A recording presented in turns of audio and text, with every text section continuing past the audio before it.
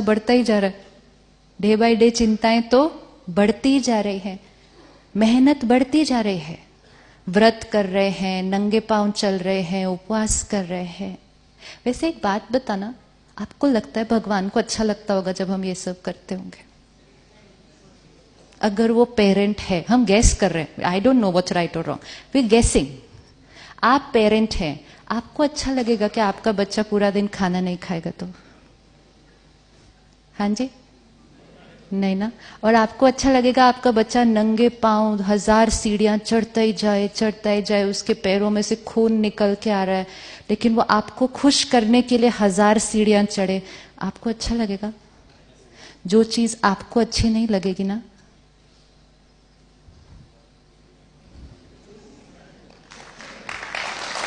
Check कर लेना चाहिए हमेशा करने के टाइम। अगर आपका बच्चा एक दिन आपको कह दे कि 1 minute, let me just finish, then we'll take questions. अगर we have to think, we are not deciding right, wrong, anything. We have to just think what we are doing. We were doing everything for purification, right? Purify करना था हमने अपने आप को, लेकिन purify किसको करना था हमने? जिसने गलत किया था, जिसने विकार किए थे, उसको प्योरीफाई करना था। हम किसको प्योरीफाई करने लग गए? व्रत रखना अच्छी बात है, एक दिन खाना नहीं खाएंगे, वेरी गुड, लेकिन उससे क्या ठीक होगा? Detoxification of the body. हमें डिटॉक्सिफिकेशन किसकी करनी थी? सोल की। खाना नहीं खाने से शरीर की क्लेंजिंग हो सकती है, लेकिन खाना नहीं खाने से आत्मा की क्लेंजिंग कैसी होगी? आत्मा तो और ही उस दिन थोड़ी थोड़ी ऐसे ऐसे हो रही होती है, कब 9 बजे तो कब खाना खाऊं। और फिर अगर किसी और को कोई अच्छी चीज खाते हुए देख लिया, होता है नहीं होता?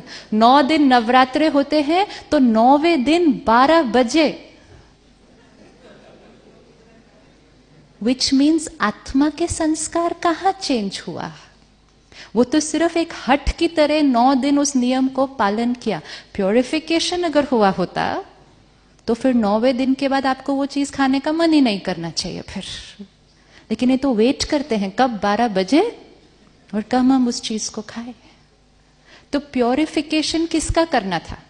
आत्मा का करना था। लेकिन क्योंकि हम भूल गए थे मैं आत्मा हूं, हमें क्या लगा मैं कौन हूं, तो हमने किसकी प्योरिफिकेशन करनी शुरू कर दी?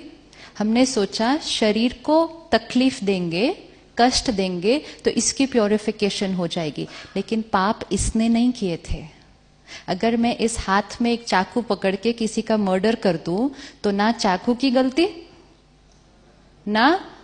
ना हाथ की गलती, गलती उसकी जिसने सोचा वो करने का और उसको किया। तो हाथ को धुलाई करने से प्योरिफिकेशन नहीं होगा। फिर हम गए गंगा स्नान करने, श्रद्धा से, भावना से गए, डुबकी लगाई, बाहर निकले, शुद्धिकरण हो गया, शुद्धिकरण हो गया। We have to think. और जिसकी डुबकी लगाई थी उसकी तो रोज ही लगाते हैं घर पे। शुद्धिकरण किसका होना चाहिए था? कि गया कोई और था, संस्कार बदल के वापस आए, तब शुद्धिकरण हुआ। हवन किया हमने अपने घर पे, आहुति डाली ना। आहुति डालते टाइम क्या बोलते हैं? स्वाहा स्वाहा। किस चीज को स्वाहा करना था? किसको स्वाहा करना था? मेरे गुस्से का स्वाहा, मेरी चिंता का स्वाहा, और फाइनली एंड में थाली में सब कुछ जो बचा सब का स्वाहा। लेकिन हमने सिर्फ किसका स्वाहा किया?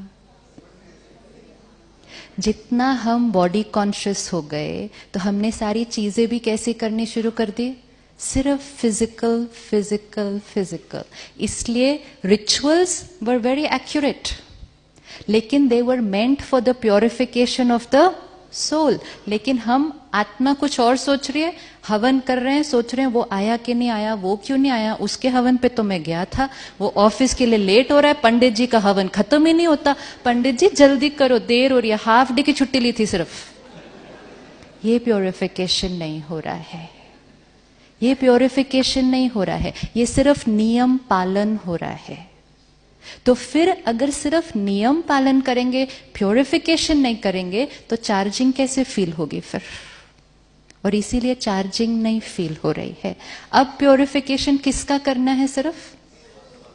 और उसको प्योरिफाई करने के लिए क्या करना पड़ेगा? सिर्फ क्या करना पड़ेगा? स्वाहा करना पड़ेगा। तो किसको स्वाहा करना पड़ेगा? विकारों को स्वाहा करना पड़ेगा। स्नान करना पड़ेगा। तो किसके अंदर स्नान करना पड़ेगा? किसके अंदर स्नान करना पड़ेगा? गंगा स्नान करना होता है ना। तो गंगा स्नान मतलब ज्ञान रूपी गंगा के अंदर रोज डुबकी लगाने।